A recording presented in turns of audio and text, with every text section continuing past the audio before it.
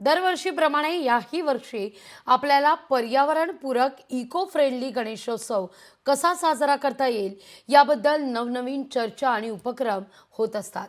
याच पार्श्वभूमीवर मुंबईतील दादरमधल्या MBA झालेला एक तरुण आपली नोकरी सोडून चक्क कागदाच्या लगद्यापासून सुंदर अशा बाप्पाच्या मूर्ती घडवतोय. या सगळ्याचा आढावा घेतलाय आपले प्रतिनिधी साहिल यांनी.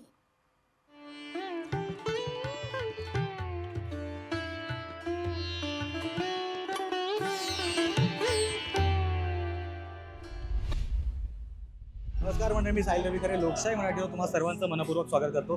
मित्र, गणेशोत्सवाला सुरुवात होणार आहे. आपले सण आपण उत्सवात साजरे करायला हवे, पण यासह आपल्याला निसर्गाचा देखील विचार करणं महत्त्वाचं आहे. पर्यावरणपूरक आपले उत्सव असणं देखील महत्त्वाचं आहे.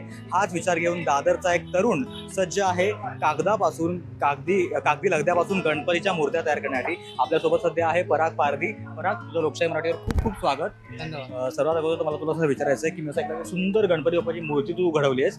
ही मूर्ती कागदापासून तू कागदाच्या लगद्यापासून तयार केली, अजिबात वाटत नाही. कशी काही सगळी प्रोसेस आहे आणि ही कल्पना तुला कशी सुचली? कागदी लगद्यापासून पण मूर्त्या बनवू शकतात हे मी एका व्हिडिओमध्ये पाहिलेलं आणि त्याच्यावरती एक्सपेरिमेंट चालू केलं की ह्या मूर्त्या कशा बनवता येतील आणि त्यामध्ये फिनिशिंग कशी येईल. कारण बरेच जण बोलतात की पेपरच्या लगद्यामध्ये एवढी फिनिशिंग नाही आहे, तर ती फिनिशिंग कशी येईल हा मी प्रयत्न करत असतो आणि ते मला असं वाटतं की आता मी त्याच्यामध्ये सक्सेस झालोय. तर या मूर्त्यांसाठी आता डिमांड हळूहळू वाढावा अशी माझी इच्छा आहे. बरं, आता मला तुला असं विचारायचं आहे की तू हे काम सुरू करण्याच्या अगोदर MBA केलेलं होतंस, कॉर्पोरेटमध्ये जॉब करायचास, म्हणजे 9 to 6 या कॅटेगरीमध्ये तू मोडत होतास. अचानक ते सगळं सोडून गणपती बाप्पाची मूर्ती घडूया आणि तेही पर्यावरणपूरक घडूया, हा विचार अचानक तुला कसं केला की तू सगळं सोडलंस बाजूला आणि हे काम सुरू केलंस? लहानपणापासून मी मूर्त्या बनवतच होतो. तर या मूर्त्या मी शाडूमातीपासून बनवायचो आणि माझ्या रिलेटिव्हकडे काम करायचो. आणि जेव्हा माझं ग्रॅज्युएशन कंप्लीट झालं त्यानंतर मी जॉबला लागलो. जॉबला लागल्यानंतर माझा जवळजवळ 10 वर्ष कॉर्पोरेटचा एक्सपिरियन्स आहे. त्यानंतर MBA केल्यानंतर मला असं वाटलं की आपण एक स्वतःचा बिझनेस असावा. तर तो बिझनेस काय असावा हा आयडिया शोधत होतो. त्यामध्येच हा व्हिडिओ मी पाहिला की पेपरच्या लगद्यापासून मूर्त्या बनवू शकतो आणि मी लहानपणापासून यामध्ये काम करतच होतो. तर म्हटलं बिझनेससाठी ह्या व्यतिरिक्त अजून मी काय करू शकतो, म्हणून मी यामध्ये रिसर्च चालू केला आणि हा बिझनेस चालू केला. तर गणेशोत्सव साजरा करायचा म्हटलं की लोक सहसा तितकासा विचार आपल्याकडे होत नाही, हे दुर्दैव आहे. पण तरी पण या सगळ्या हे सगळं काम सुरू केलं आहे. कागदी लगद्यापासून गणपतीची मूर्ती तयार करणे खूप महत्त्वाची गोष्ट आहे, मोठी गोष्ट आहे. निसर्गाला कोणत्याही प्रकारची हानी होणार नाही.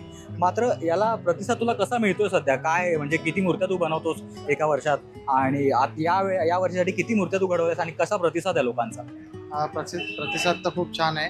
कारण सुरुवातीला मी 50 मूर्त्या घडवल्या आणि मी लोकांकडून ऐकलेलं की पेपरच्या मूर्त्या या खूप महाग असतात, म्हणजे आपल्या ज्या मिडल क्लास लोकांना परवडत नाही. तर मी विचार केला की पेपरच्या मूर्त्या मी मिडल क्लास लोकांपर्यंत कमी किमतीत कसा पोहोचवू शकतो, या पर्यायाने मी काम चालू केलेलं. आणि तेव्हा मी 50 मूर्त्या करायचो. आता 5 वर्षांनी माझ्याकडे जवळजवळ 500 मूर्त्या आहेत. आता आणि अजूनही मला लोक डिमांड करतात. अजूनही म्हणजे चतुर्थीला आता 4 दिवस राहिलं तरी लोक म्हणतात की आम्हाला मूर्ती हवी. आता मी ही मागे प्रेक्षकांना ही मूर्ती आहे बघू शकतो आपण, किती सुंदर मूर्ती आहे जी बनवलेली आहे. ही तू घडवली आहेस तुझ्या हाताने?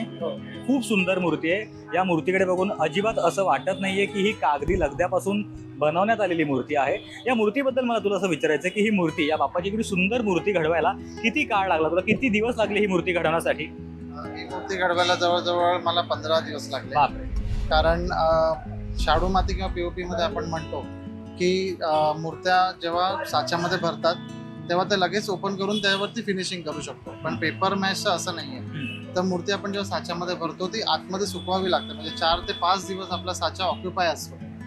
तर हे प्रोडक्शन टाइम कन्झ्युमिंग आहे, म्हणून त्याला 10 ते 15 दिवस मला लागले या मूर्ती करायची. आता मला असं जरा एक प्रश्न असा विचारायचा आहे की साधारण ज्या POPच्या मूर्त्या असतात किंवा शाडूच्या मातीच्या मूर्त्या असतात, आता त्यामध्ये फरक काय काय चॅलेंजिंग असतं कागदी मूर्ती घडवणं आणि कसा फरक येतो नेमका, एक थोडक्यात मला जाणून घ्यायचं. तर शाडू माती किंवा POPच्या मूर्त्यांचं आता जसं मी सांगितलं की साच्यामध्ये भरल्या, त्या लगेच ओपन करून त्याला फिनिश केलं आणि बाजूला केलं, तर दिवसाला 10 ते 15 मूर्त्या सहजही करू शकतो कोणीही.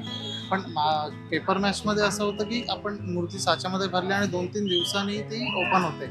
त्यामुळे प्रोडक्शन टाइम जास्त लागतो आणि त्यामुळे त्याचं कॉस्टिंग वाढतं. काय साधारण कॉस्टिंग? जवळजवळ माझं 1.5 फुटाची मूर्ती 6500 मध्ये जाते.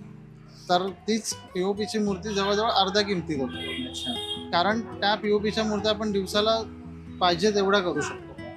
हा त्याचा प्लस पॉइंट आहे. मी असं ऐकलं की भारतभर आणि पूर्ण परदेशात सुद्धा तुझ्या मूर्त्या जातात. हो, माझ्या मूर्त्या जर्मनीमध्ये जातात, कॅनडामध्ये जातात, क्या बात आहे. अजूनही ऑस्ट्रेलिया, US तिथून येतात मूर्त्या. एक मराठमोळा तरुण हे सगळं करतोय, खूप अभिमानास्पद बाब आहे. आता जाता जाता मला शेवटचा हा प्रश्न विचारायचा आहे तुला की यंदाच्या गणेशोत्सवामध्ये बाप्पासाठी तुझं काय मागणं असणार आहे, काय आशीर्वाद तुला गणपती बाप्पाकडे? माझं असं मागणं आहे की जास्तीत जास्त लोक पीओपी मूर्त्यांपासून पेपर मूर्त्यांमध्ये यावेत आणि इको फ्रेंडली गणेशोत्सव साजरा करावा. तर मित्र, जसं की आपण पाहिलं की ते कागदी लगद्यापासून या सुंदर सुंदर गणेश मूर्ती तयार केल्या गेल्यात. बघून अजिबात असं वाटत नाहीये की ते कागदी लगद्यापासून आहेत. खूप सुंदर आहेत आणि खूप सुबक आहे. तर आपण आपले उत्सव थाटामाटात साजरे करायलाच हवेत, पण असं आपल्याला निसर्गाचा देखील विचार करायचा आहे. तुर्तास या एपिसोडमध्ये वेळ झाली, इथेच थांबायची. कुठे जाऊ नका, पाहत रहा लोकशाही मराठी. धन्यवाद. लोकशाही मराठी ऐका, पहा, जागरूक रहा.